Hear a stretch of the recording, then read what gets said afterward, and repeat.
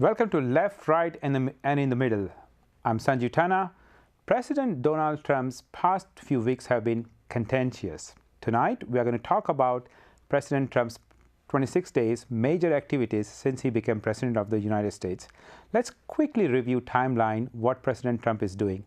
On January 2020, Mr. Trump becomes 45th President of the United States. He allowed retired General James Mattis to serve as Defense Secretary, signs order to ease the burden on Obamacare. January 21st, visited CIA headquarters in Langley, promised to defeat the Islamic State. January 22nd, a bunch of advisors to President Trump got elected. January 23rd, signed orders withdrawing the U.S. from the Trans-Pacific Partnership (TPP) trade deal, imposed a federal hiring freeze, reinstated the ban on federal funding for abortion services in other countries. January 24th, signed executive memos that will make it easier for TransCanada to construct the Keystone XL pipeline and for Energy Transfer Partners to build the final uncompleted portion of the Dakota Access Pipeline. Met with auto industry executive. January 25th, visited the Department of Homeland Security, and he signed orders dealing with immigration and enforcement and border security. Commented on construction of U.S.-Mexico border wall. Cutting funding to sanctuary cities. California is big on this one. He touched immigration enforcement.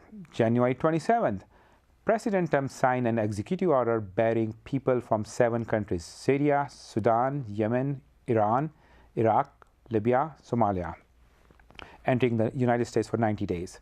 It also stopped all refugees from entering the USA for 120 days and indefinitely suspended the entry of refugees from Syria.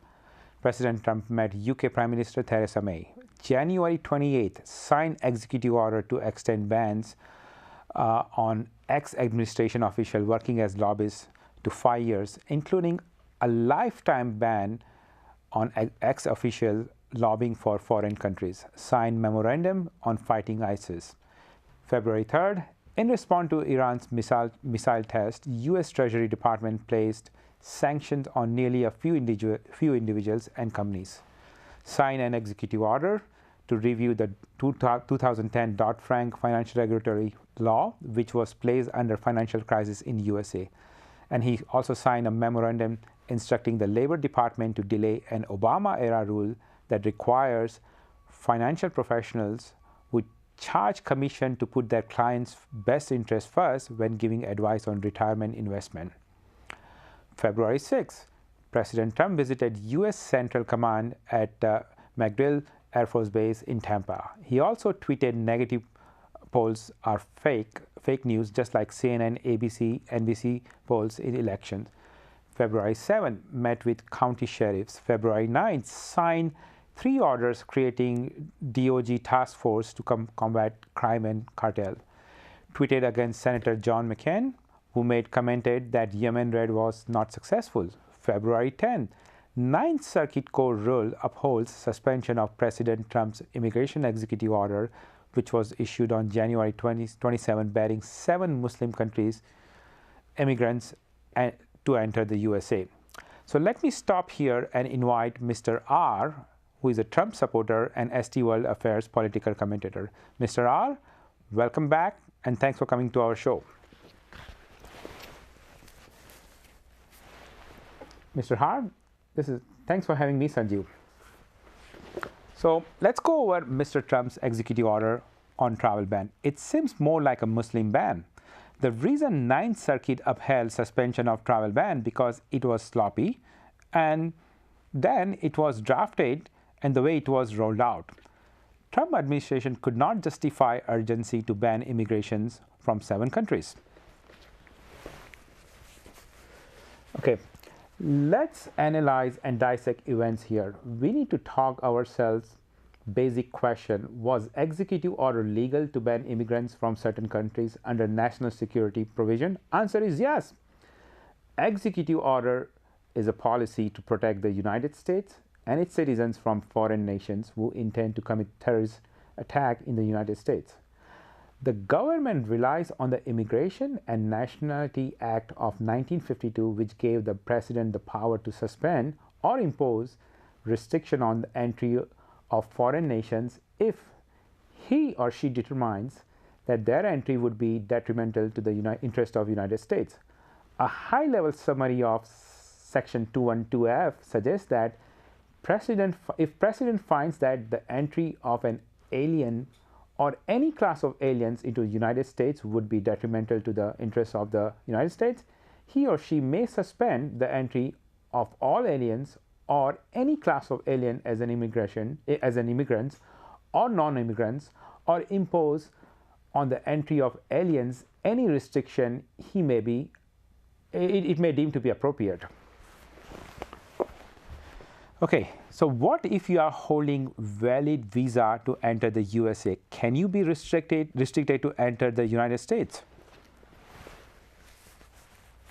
Yes, absolutely. The issuance of visa does not guarantee an alien's admission into the United States. USA Port of Entry and the Department of Homeland Security and US Custom and Border Protection Immigration Inspector authorizes or denies admission to the United States. Once again, President Trump's travel ban from 7 countries is based on the facts on hand.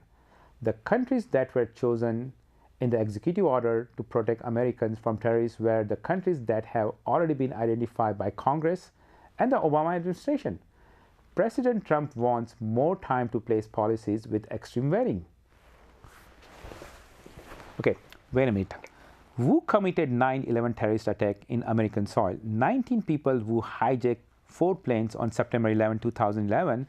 15 of them hailed from Saudi Arabia. 2 were from United Arab Emirates, and one was from Egypt, and 1 was from Lebanon. Where Osama bin Laden was hiding in Pakistan. So according to US intelligence, bin Laden lived in Pakistan for 5 or I would say 6 years. Yes, Pakistani government military knew about bin Laden's hideouts. Why UAE, Saudi Arabia, and Pakistan not included in travel ban? Well, who says that President Trump will not further extend travel ban to countries like Pakistan, United Arab Emirates, Saudi Arabia? In appropriate time, President Trump will act. Well, Mr. R, thanks for stopping by. Here are my balanced and final thoughts. Ever since Mr. Trump took over presidency, this nation is on edge. It's on edge. International students, H-1B visa holders, Muslims living in USA, and non-documented immigrants have expressed concerns the way Trump administration is looking at immigrants. United States is once again divided over many issues: race, religion, and politics. Mr. Trump won election based on promises on being tough on undocumented immigrants and make America safe from crime and terrorism. President Trump has duty and responsibility to protect Americans against internal and external threats. So Mr. Trump has constitutional and statutory authority to exclude some categories of people from the United States in keeping America safe. That's what President of the United States does.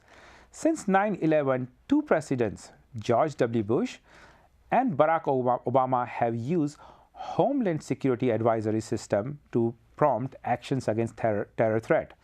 Federal agency and local government react to this level of threat. Mr. Trump decided to impose travel ban based on intelligence report. On other hand, critics of travel ban suggest that refugees from 7 banned countries have not committed crime like killing Americans. Well, I don't buy into this argument. National security policy should be based on proactive, preventive rather than reactive.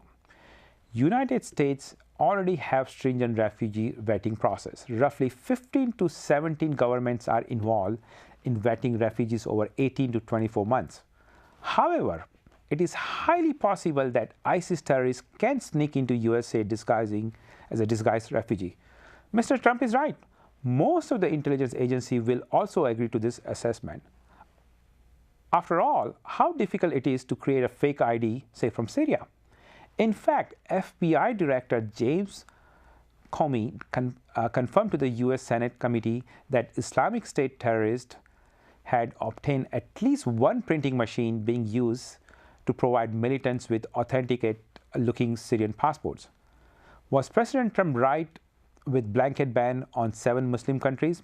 Green card holder, naturalized citizens, valid visa holders from those 7 countries are already vetted by past administration. So in my opinion, they are already in the USA for many years and pursuing American dreams.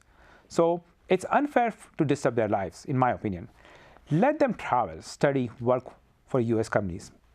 However, non-immigrants who have never been to USA can be scrutinized per Trump's administration extreme vetting policy. I don't care about polls on travel ban. Here is my research. Majority of Americans do support travel ban. However, people don't appreciate lack of transparency in rolling out travel ban against 7 Muslim countries. Even 3.3 million Muslims settled in USA support fair and balanced anti-terrorism policies. Don't forget that some of US's best intelligence and resources in the war against radical terrorism come from Muslims, both in this country and overseas. So if President Trump really wanted to keep Americans safe from terrorism, he must also address openly about domestic terrorism, especially a few right-wingers who don't like immigrants, especially Muslims. Many have expressed concerns about the hate crime violence from some of the Trump's anti-Muslim or anti-immigrants supporters who will be encouraged to lash out. Many times I hear that Donald Trump hates Muslims. Does he? In my opinion, Mr. Trump does not hate Muslims. Sure, in the past he had said many things against Muslims. I think he's not against a specific Muslim person. He's saying millions of Americans are at danger just because of bad acts of few. But can this classify as a religious-based profiling? Yes. President Trump have mentioned countless times that his top priority is to protect Americans against criminals and terrorists. I'm with you, Mr. President, and so are all Americans. Since 1980, USA have fought and bombed 14 Muslim countries. This is as per Washington Post. Here are 14 countries: Iran, Libya, Lebanon, Kuwait, Iraq, Somalia, Bosnia, Saudi Arabia, Afghanistan, Sudan, Kosovo, Yemen, Pakistan, and Syria. Now, how many times Islam religion-inspired terrorists attacked USA? Let's review. Lebanon, CIA headquarters Langley, World Trade Center bombing, Tanzania, US Embassy bombing, September 11, 2011, Los Angeles International Airport, July 4, 2002, Philippines, bombing where Green Beret were killed, Kuwait, US Marines were killed, Little Rock recruiting office shooting, Fort Hood shooting at Texas, Boston Marathon bombing, New York police officer attacked in 2014, Garland, Texas, 2 gunmen attacked, Chattanooga, Tennessee shooting, and then California, December 2nd, 2015 shooting, Orlando, Florida nightclub shooting, Ohio State University Somali refugees attack. So I understand President Trump, Mr. Steve Bannon's, and Senator Jeff Sessions, and to be announced National Security Advisors wants to defeat ISIS. So do I, and rest of the Americans want to defeat ISIS. So how do you defeat ISIS? Bomb the ass out of it? Bomb where? Travel ban on Muslims? Registry for Muslims? Get this in your head. ISIS is an ideology. ISIS is a mindset. You can't defeat an ideology and stateless institute with a brand new F-35. So how do you defeat ISIS? 2 words: nonviolence and education. You may say I'm a dreamer, but I'm not the only one. Someday I'll back my argument to defeat any kind of terrorism with diplomacy, education, and nonviolence. These are inexpensive and more effective than bomb the ass out of it rhetoric. I don't understand all political drama and chaos we hear daily since January 20. Republicans have White House, Senate, and Congress.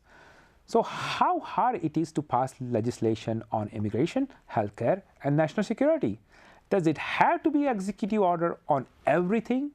What's so rush? You have won the election, Mr. President. Majority of people are with you. So use your popularity to your advantage. One last thing. You know what scares me? Last year, James Clapper, former director of national intelligence and among other top US intelligence officials, warned that ISIS will likely to attempt direct attack on the US in coming years. ISIS-inspired group was infiltrating refugees escaping from Iraq and Syria to move across the border. Now, if and when a terrorist attack will happen in US soil by an individual or a group belongs to ISIS, what will President Trump will do? Of course, he will go after bad guys. I know that. He will succeed in pursuing whoever mess up with United States of America. However, will this president stand in front of the television and announce to protect all presidents in the United States, no matter where you come from, no matter what religion you follow? Will he stand out and ask his supporter to not to get into hate crimes? Will he ask government agency to not to get into racial profiling based on color of the skin, race, and religion? Well, don't look at me for an answer, because honestly, I don't know. But I would like to believe President of the United States will do the right thing. With his final thoughts, so long and see you next time. Thank you.